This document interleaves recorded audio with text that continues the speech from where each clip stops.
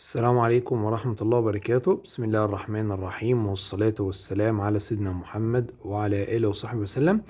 إن شاء الله فيديو على السريع كده، بخصوص في سؤال جه على القناة.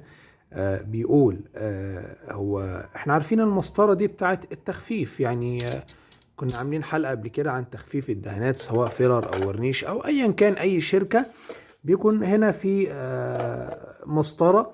هنا مثلا ده بيقول لنا ده بيتخف بمسطرة 125 اللي هي 411 اللي هي دي مثلا. اي مسطرة بقى، ده مثلا دي شركة، المسطرة دي بتاعت شركة تاني، ممكن الشركة دي تكون جايبة هنا 125 تشتغل عادي، او 411 هي، بيقول لك ربع الكمية وعادي. لو ما معكش مسطرة اصلا كنا شارحين ازاي تحول اي مسطرة لمسطرة زي دي عادي مثلا منتج زي دون. بيقول لنا هنا ايه المسطرة بتاعته، برضك بيكون ليها رقم بتبدأ اللي انت تشتغل عليها. هنا مثلا 4 1 10% تنر مثلا، او مسطرة 2 ل1 1 وهكذا. فاحنا عندنا المسطرة دي. السؤال هنا بيقول ايه؟ كمية ادي مثلا دي بتاعت الفيلر. المسطرة دي بتاعت الفيلر. كمية التنر بقى اللي بتضاف، مثلا ادي الجنب بتاع الفيلر، بنحط ليه في العلبة كده، نقعد نزود لغاية رقم 4 فيلر مثلا.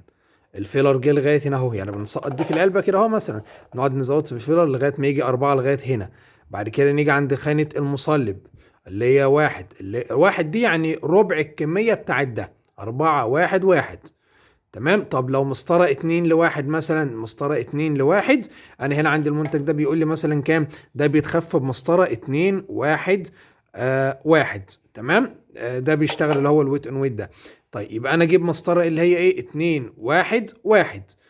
هنا هتلاقي فيه المسطرة اللي هي الخاصة دي، هتلاقي هنا مكتوب رقم 1 تاني ويكون ليها علامة. طيب انا عندي دلوقتي حطيت المسطرة، ضفت 4، وبعد كده 4 مصلب، وبعد كده 4 تنر.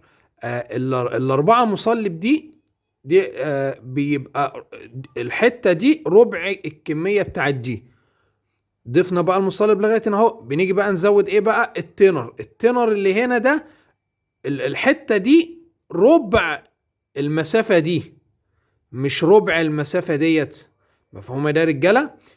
مثلا لو جينا كده ادي بالمتر، قسنا دي مثلا اهي، دي كده كام؟ من هنا لهنا اهي، عامله كام سنتي؟ عامله 8 سنتي كده تقريبا، 8 سنتي وممكن كده وكم ملي كده. طيب 8 سنتي ربعها كام سنتي؟ 2 سنتي. المفروض من هنا لهنا تبقى 2 سنتي. نيجي نقيسها هتلاقيها هي 2 سنتي اهي، 2 سنتي 1 ملي مثلا، 2 سنتي نص، ربع المسافة ديت. طيب من هنا لهنا برضك المفروض تبقى هي ربع دي، 2 سنتي. نيجي نقيس كده هتلاقيها برضك 2 سنتي.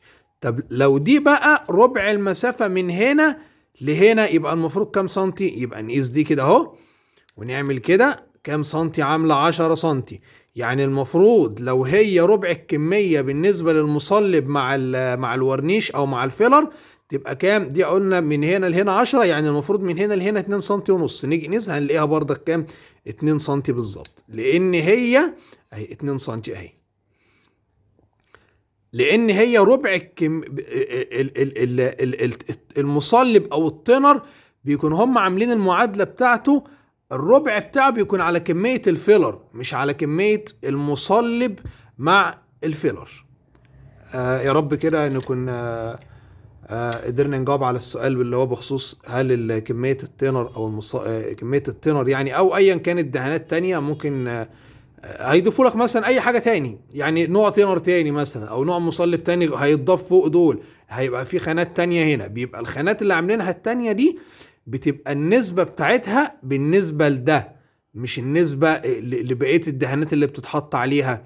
ادي المقصود بالنسبه للمسطره رجاله. وبرضك لو رجعت للدعم الفني في الحاجات دي، ممكن يخترعوا حاجات تانية جديده، ممكن ما تكون محدثه ولكن في الغالب يعني هو كله بيمشي، هو النظام واحد يا رجاله، مفيش اي مشاكل.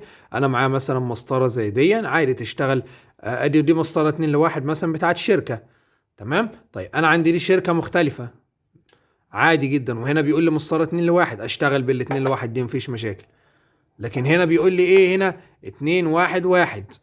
انا هنا محتاج ايه بقى؟ مسطره 2 1 1. بيكون هنا مكتوب هنا الخانه دي. طب انا مش معايا، اعمل ايه؟ عادي جدا شغل نفسك بالمسطره دي مفيش ولو معكش المسطره دي اصلا ومعاك المسطره بتاعت الطلاب في المدارس تشتغل عادي، هي المسافه كلها يعني بتبقى كميات. ننصحكم تشوفوا الفيديو اللي هو لو ما معكش مسطره يعني تتصرف ازاي، عشان خاطر بس ما نطولش على الفيديو ده. لو كتبت على اليوتيوب كده ان شاء الله لو ما معيش مسطره التخفيف ده هنا تتصرف ازاي، وكتبت منها بعد منها طرق دهان السيارات او احمد جمال جمعه، ان شاء الله توصل الفيديو على طول يعني. او ممكن نسيبه لكم في التعليم المثبت، فكرونا ان شاء الله يعني.